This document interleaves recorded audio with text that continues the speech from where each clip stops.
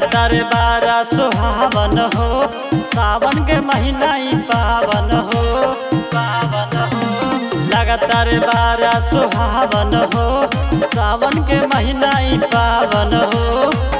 गुजल जयकार भइल सो, कंवरिया जलवा लेके चलस बाबा धाम। बिगड़ल होई सबके पूरा काम, कंवरिया जलवा लेके चलस बाबा धाम।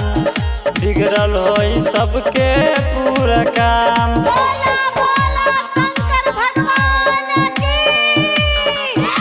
कंवरिया जलवा लेके बिगड़ल होई सबके पूरा काम। दिलवा में बाबा सबके बसल बाटे हो, ए हो सबके हुआइल बाटे जल ढार हो, जल ढार हो। दिलवा में बाबा सबके बसल बाटे हो, ए हो सबके हुआइल बाटे जल ढार हो। दोनों हाथवा जोड़ी लागे गोर,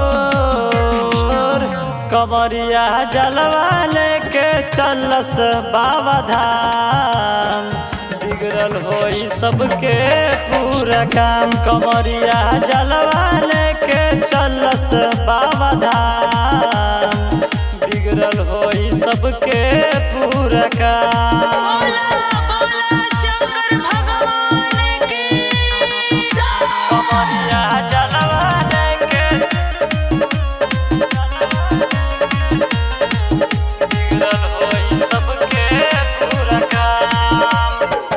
बाबा के महिमा सब जानत बाटे हो, ए हो न चरल दुखिया के दुख उतार हो। बाबा के महिमा सब जानत बाटे हो, ए हो न चरल दुखिया के दुख उतार हो। जेली बाबा के नाम,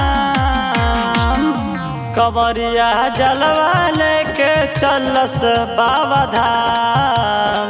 बिगड़ल होई सबके पूरा काम, कंवरिया जलवा लेके चलस बाबा धाम। बिगड़ल होई सबके पूरा काम।